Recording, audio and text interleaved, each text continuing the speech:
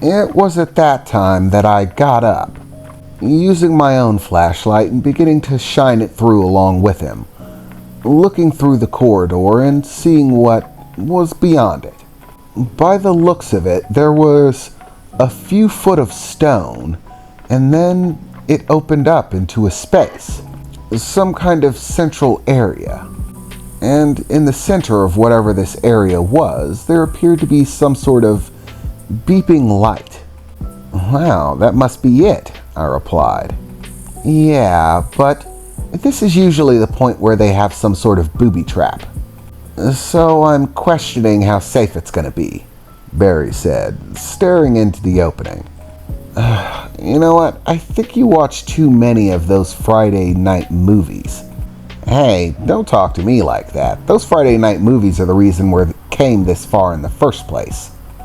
If the Friday night movies were right about there being a secret passageway, then it only stands to reason that they might be booby traps like the Friday night movies. It worked once, remember?" "Well, just in case, how about we give it a little bit of a test?" I said, picking up a brick and tossing it down the hallway into the open space in the center, rolling it across the ground several times as it entered. And as it didn't seem to do anything but kick up dust. "Well, looks pretty clear." "Yep, that's what they always say before a trap kills them," Barry replied. "Well, I'm gonna chance it, or we're gonna be here forever thinking about fictional traps." And without any further reservation, I hopped through the broken down wall and started making my way into the open space in between. As I shined my light around, getting further and further in, it eventually opened up into the space that I had thrown the brick into. It seemed very large, by the looks of it, at least several hundred feet. A very large space. And there were these large objects filling the room. They didn't look to be stone. Instead, they seemed to be large squares covered in black tarps or fabric of some kind. They were covered in dust, but they didn't seem all that impressive. But there were definitely a lot of them, scattered everywhere. But as I checked my device, none of them seemed to be giving off any sort of signal. The only thing giving off a signal seemed to be the device in the center of the room. As I approached it, watching the beeping light, it seemed to be some sort of computerized device set on top of a podium. The podium itself seemed to be filled with a large set of standby long-time generators and other electronic odds and ends that had been kept in good condition, being out of the elements and underground for all this time. They were very old, but still functional. As I looked them over, there seemed to be a good deal of it that I could probably make very good use of. This seemed to be very high-grade stuff. As I checked the computer that was affixed to the top of it, blowing off and brushing off large amounts of dust, the computer was apparently touch-sensitive and activated. As the monitor on the computer sprang to life, a set of words began to scroll their way across the screen. "Emergency systems activated," it said. "Due to lack of communication with central government hub, encrypted signal has been sent. Still no response from government agencies. Emergency information depository, condition critical. Battery life has been compromised. Power shortages imminent. Preservation status of emergency knowledge and hard records still optimal. Conditions within preservation units 100%. Moisture and humidity 0%. Outside particulates found 0%. Airflow detected within sealed units 0%.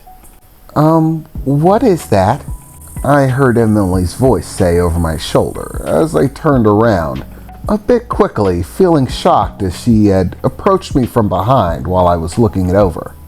I don't know. It appears to be what was giving off the signal. Apparently, this computer was programmed to maintain and keep track of something that was being stored here.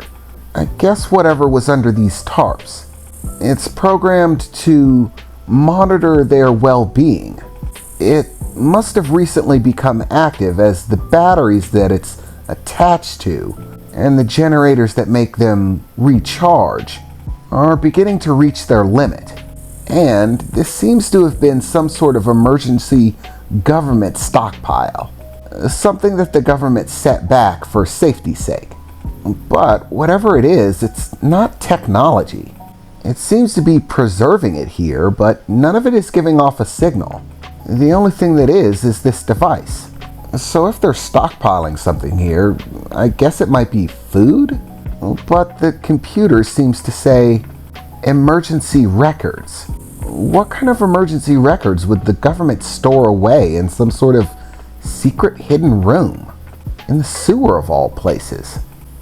The best kind, I heard Barry say as I turned around to see that he had cut his way into one of the tarps covering the squares that filled this room and had a massive smile on his face. Guys, we just hit the mother lode. I'm talking the king of treasure locations. If what's under all the rest of those tarps is the same thing that's under this, we're rich. And I mean like super rich, like beyond rich. This is more money than I've ever seen in one place. What? I replied. That's not possible.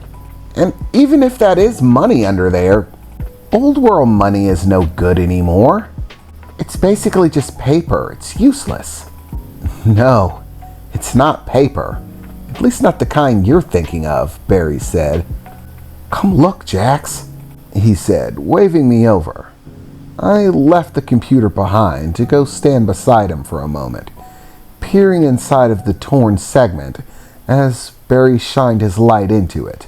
As I looked into the torn bag, what I saw there were books. Piles and piles of books, perfectly stacked and coordinated. And as I saw it, I really didn't understand. I don't get it, Barry. What are you talking about? All that are in here are books. Are you serious? With all that brain power, you don't understand how valuable these are. No, not really, I replied, scratching my head a bit as I looked at them. Man, you have to understand. In this world that we live in now, books are the most valuable thing ever. Even guns pale in comparison. When the old world burnt down, so did all the books, man. Today, knowledge from the old world is just about as scarce as it could possibly be. Books are filled with knowledge of the things that the old world used to know. Things that we can still use today. Things that they can teach in schools. Things that people can barter and trade with. That can enhance technology and industry and all sorts of things. Even if they're just filled with stories, books are extraordinarily valuable. Just what's under this one tarp alone, even if it's all just nonsensical stories. If they're authentic old world books, they're worth a fortune. More money than we're likely to ever see in our lives in any other way. And that's just under this one tarp. Look around, Jax, he said, beginning to point his light around the room at the countless dozens of pallets, large black squares filling that vacant space at the bottom of that sewer. We went looking for treasure, and as we went looking for it, we found it. An untold fortune. A fortune held in knowledge, and knowledge that was, in fact, worth its weight in gold.